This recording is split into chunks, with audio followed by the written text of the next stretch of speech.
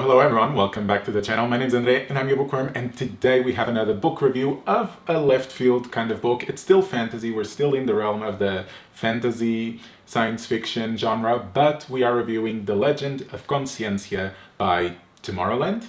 Alright, so this will definitely be left field for many of you. You probably never heard of this book. This is a book written by someone whose author I don't know and I cannot find that information, which is a criticism that I will do soon. But this book is called The Legend of Consciencia and it's a Tomorrowland tale. What is Tomorrowland? Tomorrowland is a music festival that happens in Belgium every year, in Belgium and in Brazil and now in Thailand. And every year this festival has a theme associated with it, and every year regarding that theme they write a book with a fantasy story attached to it that has this theme associated. So this theme was Consciencia for this year, and it's basically around 6 emotions or tribes that have represented these 6 emotions. This book is the book that came for it, and since I'm going to the festival this year, I decided what best to really immerse myself in it than to read this story and then go to the festival, see the main stage, which apparently has a lot of details that relate to the story itself, and just have that extra experience. This book is a standalone, although it is kinda like the Cosmere in the sense that all of the books that have been published by Tomorrowland are in this universe where each story is separate, but they are all kind of have an umbrella over them with this one character that kind of oversees everything. So you can read this one and not care about the other ones. It's a standalone, so that is good in itself. Now, as far for details, this book was released this year, of course, and because of it, it hasn't been nominated for any awards. I don't know if any of the Tomorrowlands were ever nominated for awards, but either way, on Goodreads, at the moment of this video, this book has 9 reviews, and I'm one of them, so basically 9 scores, and the average it has is of 3.44 out of 5. Now, we know that this on Goodreads is not the greatest sign because anything between 4 and 4.2 in fantasy is what we consider the average. This is almost a whole point below that, so doesn't bode well, but let's see what I think about it. But of course, before we jump into it, let me just narrate the synopsis to you. If you don't want to hear anything about it because you want to go fresh into Tomorrowland, or you're just not that much interested in the synopsis but want to hear my review, then just skip to the next timestamp. It will jump right into the first category, which is plot. Otherwise, you can stick around and find out what this weird book will be about. For Consciencia of Wonder, acclaimed soul painter, her union to Galathir of Desire should have been a joyful occasion. Yet, a savage raid brings chaos to the celebrations. Left powerless, she can only watch as her love is taken away in the claws of a fearsome storm beast. Consciencia must face the emotional scars of her past while navigating a world of shifting alliances to find him. Only then can she hope to free Gal from a force that threatens to tear down their whole world. Alright, and that is it for Synopsis. Since we don't really have any other scores to look through, let's just jump into our categories, starting with plot. For this book, we follow Consciencia, as the synopsis said.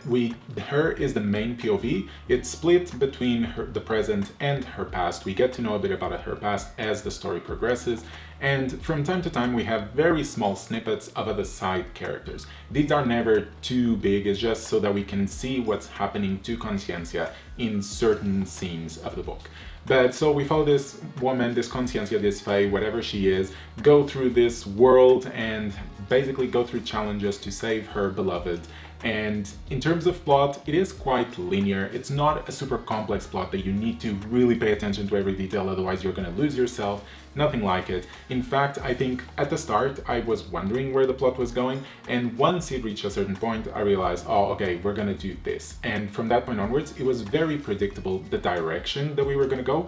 But in saying this, I don't think it was done badly. I think considering that it is a simple book, it is what, 350 pages, so quite short, I can totally understand why they did that sort of plot where it's just very linear, you know what's gonna happen. In saying this, some points were still surprising. There were still some plot twists that were able to surprise me in some ways. So I wouldn't say it's totally bad or that it is amazing. I think it sits at a very comfortable place. It is capable of giving you an interesting story with some twists here and there, and be able to tie all of those plot points together nicely. So for this category, I'm going to give it a 4- out of 5. Of course, I think the minus is mostly due to its predictability. However, I think regarding what it was done quite well, and considering those plot twists, it allowed it to be a 4- instead of a 3 or a 3+. Alright, so moving on to characters, like I mentioned, in this book we have Consciencia, which is the main protagonist, and then we have some side characters that join her as the story progresses. And we also have an important character in her past, but that is pretty much the whole ensemble. We also have kind of the leaders of each faction that are somewhat important, but more important because of what they represent, instead of just because of their personality or because of their development. In terms of the main character, Consciencia, I think she develops well. I think her past was done really well. I liked her past a lot.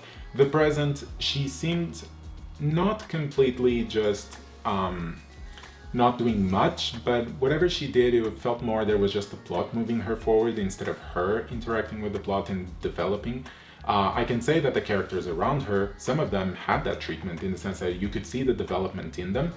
Others that were supposed to be close were more almost like a cardboard cutout of a character, a presence there. They didn't influence much, they didn't say much, especially because they joined quite late in the story. But even then, I think the characters were done pretty well. Like I said, the past parts were, I think, the best in terms of character development. But I wouldn't say it was astronomical. I wouldn't say these characters feel super real. They have multiple complexities in terms of emotions, dreams, fears, all of that. Nope, not at all. I think it was done well, but it stands on the 4 again out of 5, where it's not perfect, but I can't say that it's bad or it's below average, anything like that. So I would say a 4 out of 5. And of course, I also forgot to say, but the relationships between Consciencia and both Galathier and other characters that I don't really want to reveal was done well. I think those relationships, although surprising, I wasn't expecting them to develop in that direction, was good, and I enjoyed it, and I think it was done well by the author, whoever the author is.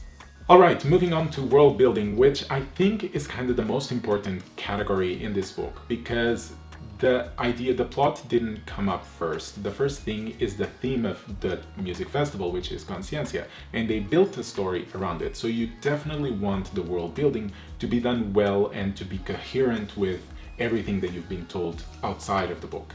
So we have this world with the 6 factions, each faction representing an emotion. I did feel that within each faction, it felt very real in the sense that the emotion was well represented, not only by the environment, but by the characters we interacted or our main protagonist interacted with.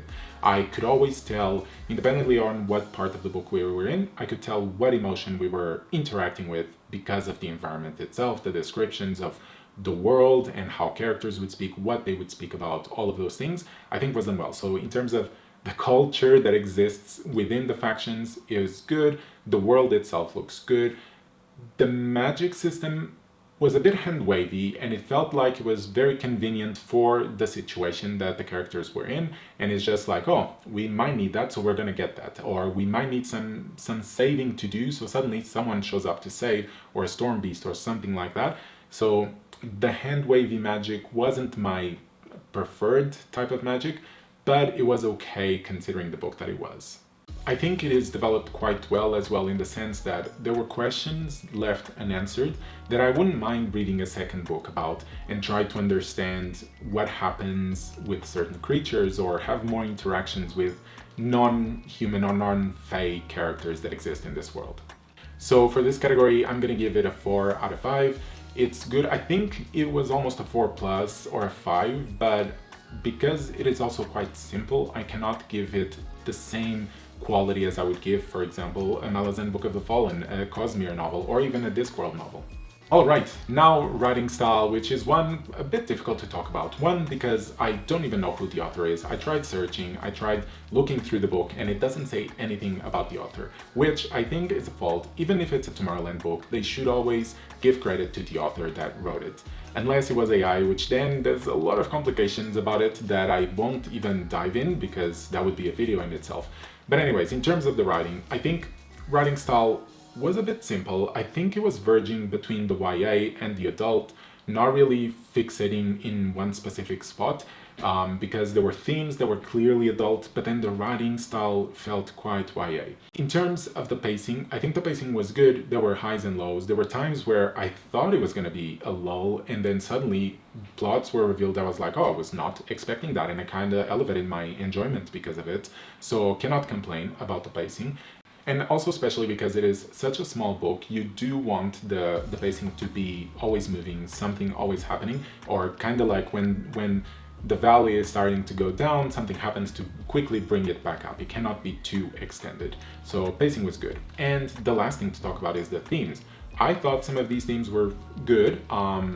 They were associated with emotions, of course, and how to process or how to understand these emotions within you. So some of them were good, some of them were a bit too on the nose. So there was a mix and match there. So because of all of this, I'm gonna give this category a 4- out of 5, mostly because of the writing style. I thought it could have chosen a lane, either YA or adult, instead of being in the middle and being too simplistic, but with adult themes. Yeah, so I would have preferred all adult, I think, because that is my preferred style, but as it stands, it's a 4-. And finally, enjoyment. So did I enjoy this book? Did I not? This is a bit biased because I am going to Tomorrowland. So the fact that I'm going to the music festival immediately increases my enjoyment of reading this book because I know I will take a lot out of it when I go to the festival. So there is this confounding variable. In saying this, I enjoyed the book. At the start, I was a bit hesitant because the writing style wasn't my favorite and I couldn't really tell where we were going in terms of plot. But once those things started flowing, I was more on board with it and I was enjoying the ride. And when certain plot twists happened, even surprising me, that increased my enjoyment. And I was like, okay, this is actually quite fun. I'm enjoying reading it. It's not the book that I was constantly looking for excuses to read, and that can say a lot because even though my enjoyment to go to the festival could pull me to read more, it still wasn't, and I wasn't also dreading to read it. I would read it every night, like 20, 30, 40 pages, and that would be it for the day, and then I would read something else. So I think that kind of says my enjoyment was a 4 as well. Never peaked to a 5. I wouldn't say got to a 3 at any point, so quite stable 4. And this leads us to the end of our review. So we have 4- for plot, 4 for characters, 4 for world building, 4- for writing style, and 4 for enjoyment, which gives us a final score of 4 out of 5. Of course, if you want to deduct because of those minuses, that would go to 3.8 out of 5, but as it stands, a 4 out of 5.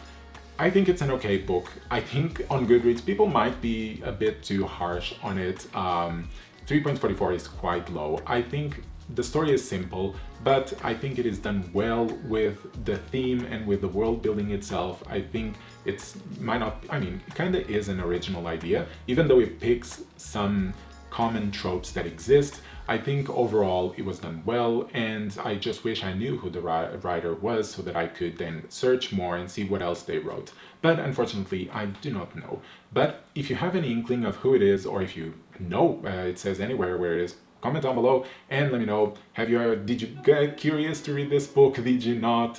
Would you read any other Tomorrowland books? Comment down below. And if you're new, don't forget to subscribe, like the content, and you shall be seeing me on Thursdays and Sundays again. See you soon.